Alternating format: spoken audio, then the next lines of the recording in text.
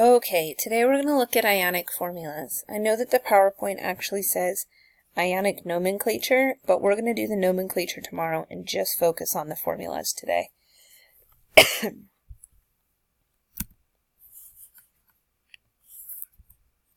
Okay, just as a review, yesterday we looked at electronegativity and bond type, and so we're looking at just the ionic bond, so that electronegativity difference of 1.8 or greater. And remember that it's generally a metal and a nonmetal. That's sort of your cheat as a way to remember if it's an ionic bond. Again, this is just a visual. I am transferring my electrons from the metal to a nonmetal, and so I'm left with an overall positive charge on one atom and an overall negative charge on another atom, and that electrostatic attraction leads to an ionic bond.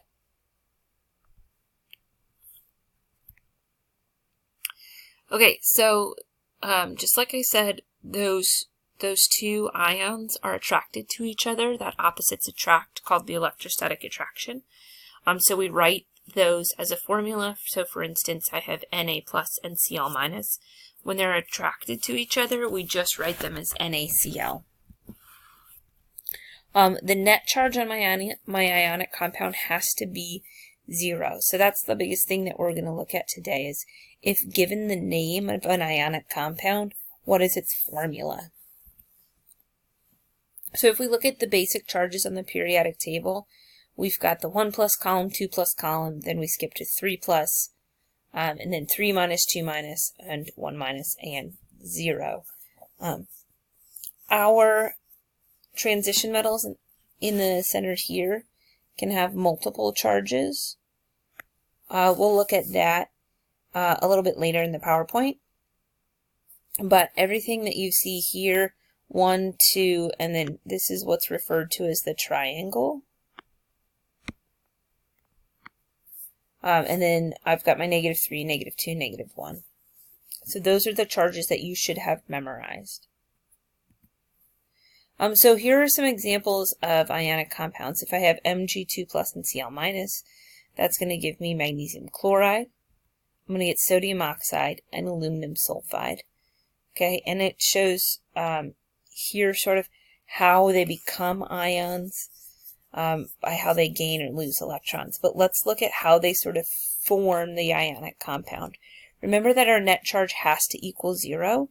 So as I match the ions up, I have to match them up in a way where all of my positives are canceled out by negatives. So again, I have to balance my positive and negative charges to become neutral. So I like to show this visual first, and it's sort of thinking of our compounds as being made up of pieces of Lego. Right, so I know that magnesium has a 2 plus charge, so if I think of a Lego with 2 prongs, 2 positive prongs, then I can set that up there. I know that each chlorine has a negative charge, so I add 1 chloride. That will cancel out one of my positive charges there. But that's not enough, so I have to cancel out my second positive charge there. So in doing this, I used 1 magnesium, but 2 chlorides, so I get the formula MgCl2. Right, which signifies that I've only used 1 magnesium but 2 chlorines. Let's do another one. Okay, I have sodium. It's going to be bonded with oxygen.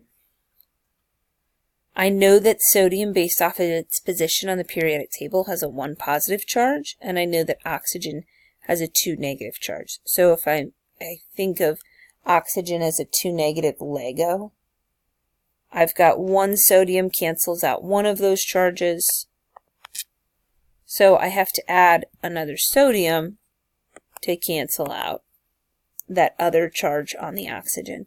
So my formula is Na2O. My cation always comes before my anion. In this last example, I have aluminum and sulfur, so I know that aluminum, based off of its position on the periodic table, has a 3 plus charge, and I know that sulfide has a 2 minus charge.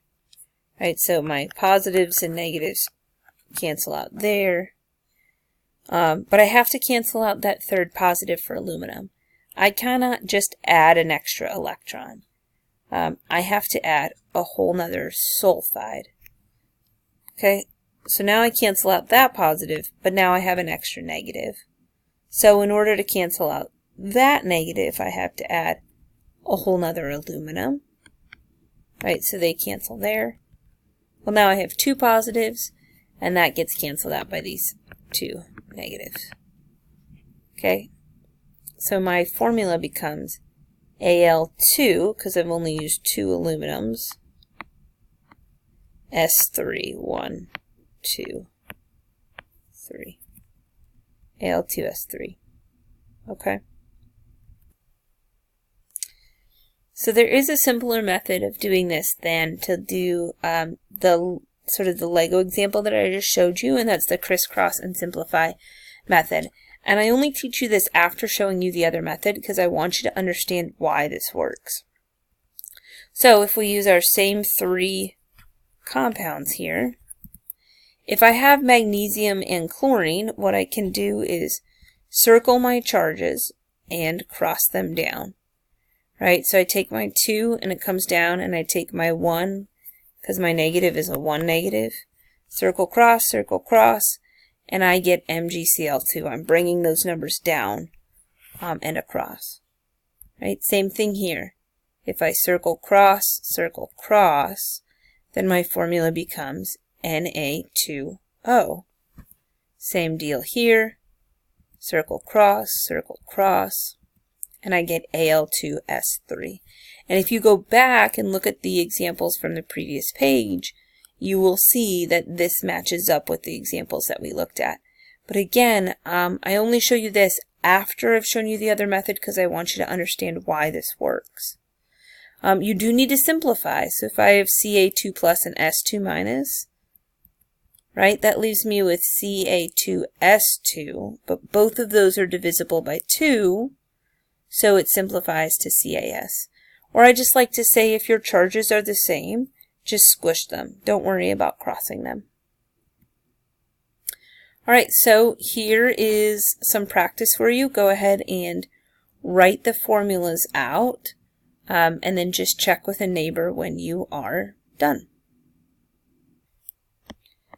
Okay, here's some of your homework. You should be able to do most of this at this point. Now, I've circled a couple of examples that we're going to address here in a second that you may look at and think like, well, I don't know what that nickel 3 means.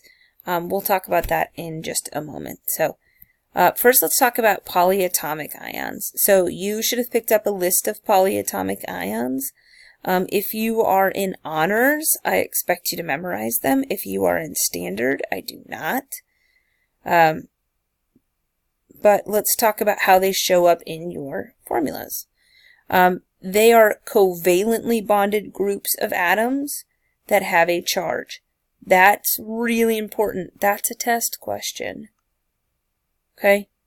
So even though it is covalently bonded within itself, it still acts as an ionic compound because it's got a charge and my other ion has a charge.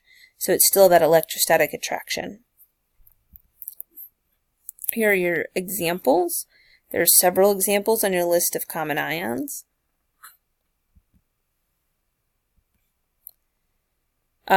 This is located at the back of your periodic table. The only thing that it doesn't give you is acetate, hydroxide, and phosphite. So you can go ahead and write those three in on the back of your periodic table.